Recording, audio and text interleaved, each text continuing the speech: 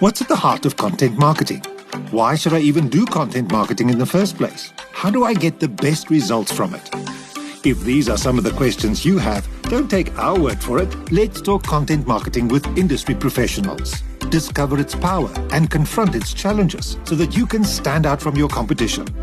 Join Ethan and Hendrik Baird from Baird Media and let's talk content marketing. Okay, so today I'm chatting to Tatenda Ziyambi. He's a person I worked with ages ago at Tax FM, and we reconnected recently on LinkedIn, realized we're both in the marketing space. So I decided, let me bring him onto the podcast. Let's talk about what he's involved with and kind of just chat all things marketing. So before we talk about like the main topic, can you maybe introduce yourself, talk a little bit about your career history? Thanks for having me on, Ethan. I'm in digital marketing. So I started studying law, still trying to finish my law degree right now. But I then did a bunch of, short courses in digital marketing.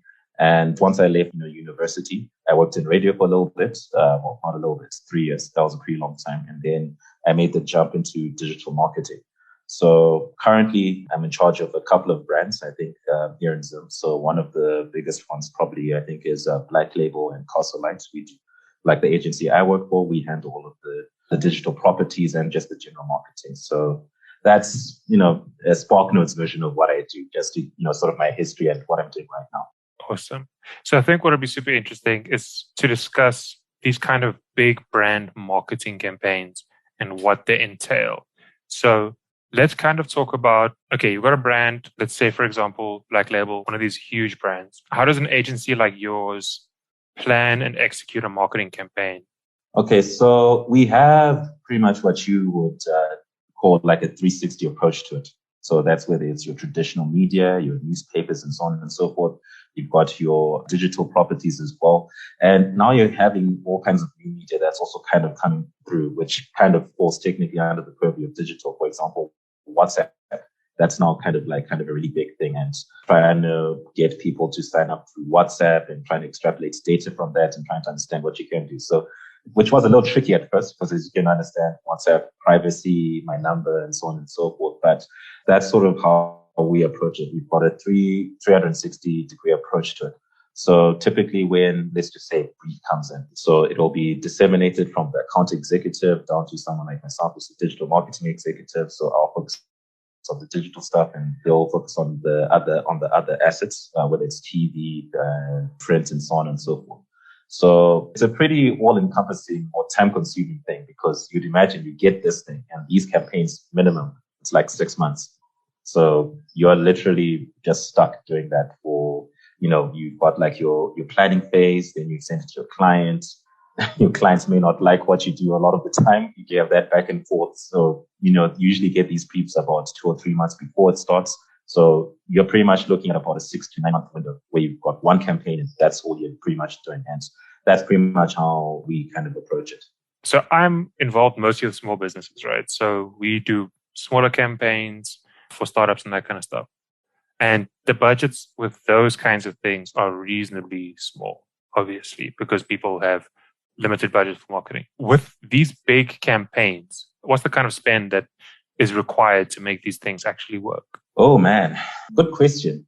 I guess because I think in particular with what happened with COVID, I think we were very lucky that I suppose the clients that we have are some of these like legacy sort of brands, right? So they weren't necessarily adversely affected by it, but some of the other smaller clients that we had, I think if I could give a ballpark figure, I think when things were all well and good, if you have a national campaign, you could easily have like a minimum budget of like, I don't know, 300, 400,000 US dollars. I don't really know what that is in rand, but I'm sure you can then kind of work that out. And then for some of the smaller guys, it might be between like about 50 to like 100,000 US dollars. So what now then happens is that, okay, there's COVID and, the business of needing money, they can't spend as much. So now they come to Mr. Digital and put all their hopes on me to try get the message out there, which was all well and fine because that's kind of the way, we're trending. Then I think for a digital marketing campaign right now, I suppose like if you're going to do, the usual channels like your YouTube, your Facebook, Instagram, Twitter, YouTube, Google ads and so on and so forth, we could easily somewhere between about minimum of about 10 grand up to upwards to about 20. That's not the exact, it just always depends, but digital, I suppose 10,000 to 20,000. Then if it's like national, we might be, easily somewhere between 300 to 500,000 US dollars. Yeah. So basically $100,000 is like 1.5 million rand, something like that. That's super interesting because one of the things that I know that small businesses struggle with is getting return on investment on platforms like Google, Facebook, etc., because you do have to spend like a reasonable amount to get the return that you're looking for. Let's say, okay, I'm your client. I've got $20,000. I want to spend a digital marketing campaign. How are we splitting that up?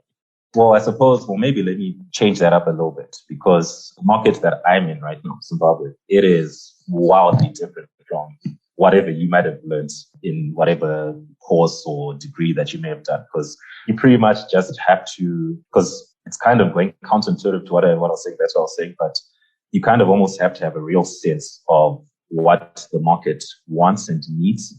So if, for example, client A comes to me and they tell me, okay, I've got this expensive cologne or perfume brand, right, that I want to do a digital marketing campaign for here in Zimbabwe. I'll be like, well, they don't really have like the disposable income or the money to spend to buy your products. So I would usually, again, this is counterintuitive as a digital person, I'll then tell them like, no, you're better off going to where they're going to be buying their things, whether it's like a Edgar's, Woolworths, where people are actually going to be, who've got the money to buy it.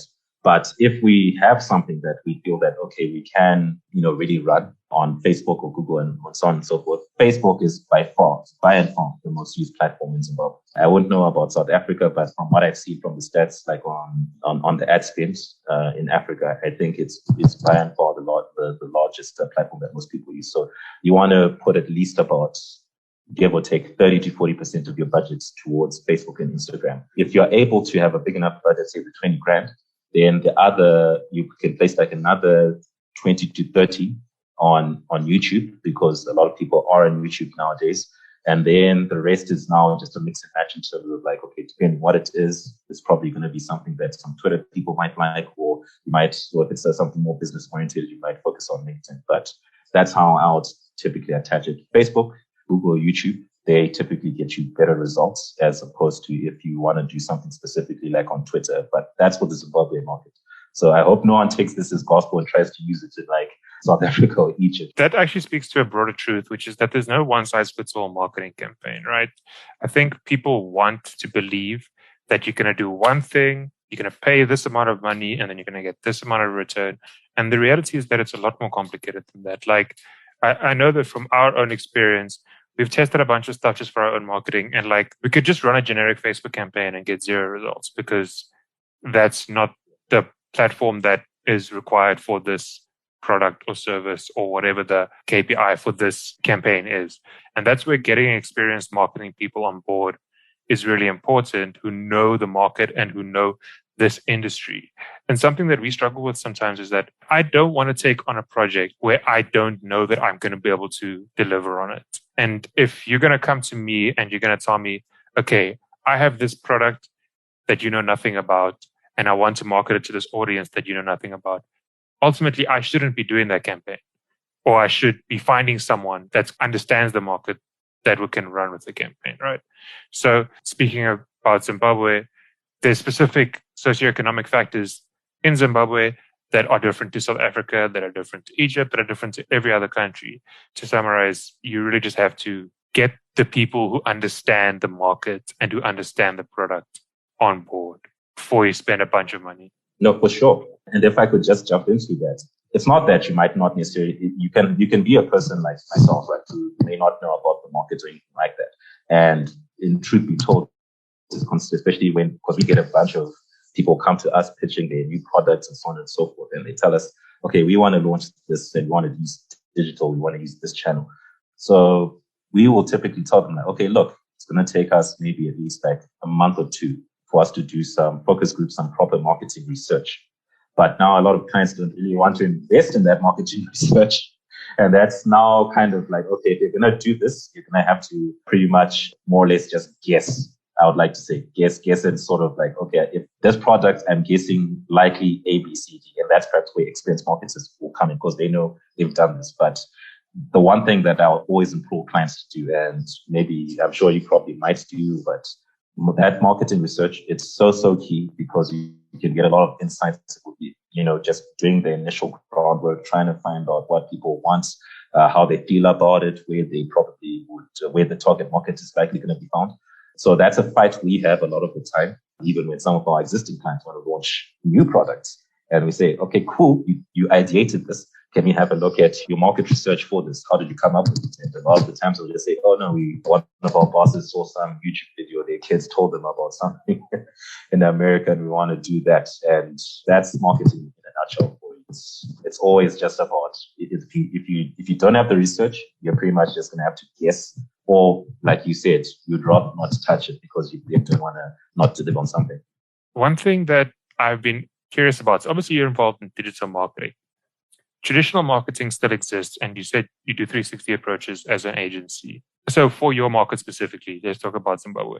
What is the role of traditional channels in the marketing mix in Zimbabwe nowadays? So I think what you're seeing is a bit of, because obviously with your print is slowly but surely dying a natural death, right?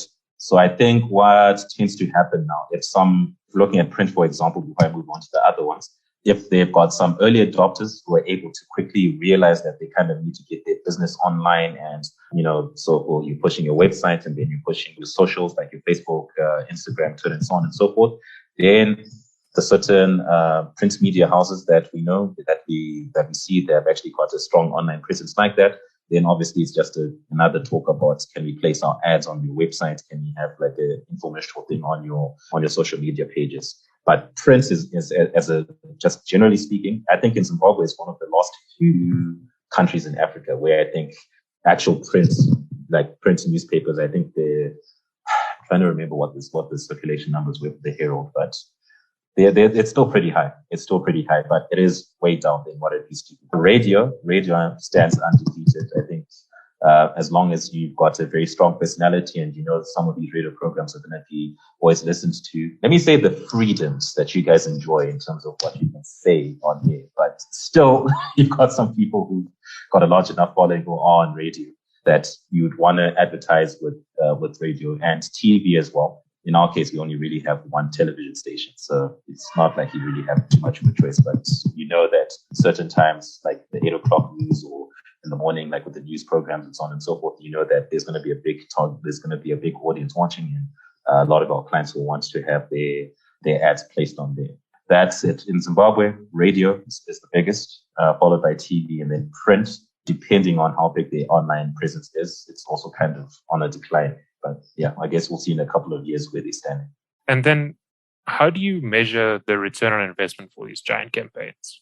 Well, I think obviously the one thing that you can't necessarily run away from is sales, because I think Zimbabwe, more than any other country right now, considering the economic conditions that we are under, what companies just want is to see sales. And what we usually will typically then ask our clients is then to say, okay, cool, we're going to start our campaign on this date. So please, can you just, because they'll usually give us a bit of an indication of what the average sales are in about a month and sort of like comparative to like the previous period. And then once we start a campaign, after the first month, we'll then have a sit down and we'll have a look at how the sales figures are working. I know one of the big things that we really want to do is push digital in Zim, but the unfortunate thing is digital, I think people are very resistant to it. Okay, awesome. So then I want to talk a bit about what you think is the future of marketing and digital in Zimbabwe. We have this joke that we have as digital marketers here in Zim that any sort of digital innovation that you see that's now, being popular in America, and then I guess South Africa, Egypt will probably be one of the first African countries to get it. We're like perhaps 10 years behind that. So it's always like a constant game of catch up, as it were. Because I think like one of the best examples I can give, I think when we first got, I don't know what the technical term is, but data, like 3GP, all of that stuff. I think in SA, you guys probably had it around 2005, 2006. It took us all the way up until 2010 for us to get that. So just to give you a bit of context. So now when you see all sorts of nice, innovations, like you see these things like where people scan certain things, and then you've got virtual reality, you've got like the metaverse. It might take a while before that kind of takes a hold in Zim. But my hope and my belief is that once Zimbabwe fully embraces the digital revolution, as it were, that this is how things are going, and this is how most businesses should be. If the right investments are made in the different types of infrastructure that are necessary to facilitate that, then I think, Zimbabwe can really go far, because I think we're still kind of slightly behind in a sense where we're still more or less relying on a lot on, the tried and tested things like your traditional media, because that's sort of what may work. And then if you try anything too new, digitally speaking, it's either going to be a hit, or more often than not, it can be a miss, because people either don't know how to use it. They don't know how to. I think the best example we could give was like when during the pandemic we had, Clubhouse and audio rooms. We tried so hard with a lot of our clients to do things along those routes, but the market just wasn't really responding to that. And a lot of the time, unfortunately, you see that it's not like people aren't on it, but when you've got mass market products, and mass market means having access to the right kinds of phones and having data to be able to participate in things like this, a lot of people from a mass market perspective, they don't have that. So I am hopeful that once that is available, once the right investment side, like I said, has been made, then I think digital marketing is obviously the future. It's just a little slow, but you kind of just have to have patience with it. And, eventually, like I said, things should work themselves out. But yeah, that's pretty much it. Whether that's 5 years or 10 years from now, when I can say that we're at least on an even footing with you guys in South Africa, it's hard to say, but we'll see. We'll just have to see. Awesome. Tatenda, thank you so much for your insights today. Super interesting, especially in terms of planning big campaigns. It's an aspect of marketing that not a lot of marketers have access to. So very, very valuable. If anybody wants to find you, how do they do so? Oh, it's pretty simple, Ethan. I am not one of these people who goes and uses some funny name like @NotPaid64. All you got to do is just type in Tatenda Ziyambi on most things. That's Instagram, Twitter, Facebook, and you'll just find me there. I'm all over it. I even got on TikTok the other day, actually. Okay. Tatenda, thank you so much for your time. We really appreciate it. All right, cool. Thanks, Ethan. If you want to join the conversation, find Ethan and Hendrik on LinkedIn. Also, visit the Baird Media website to look at the range of content services we provide. You will find all the links in the podcast description. Next time on Let's Talk Content Marketing. It's not necessary to get a professional designer. Let's be honest, professional designers, they come at a premium price. Canva designers, such as myself, we kind of like give professional designers a run for their money. This has been a Baird Media production.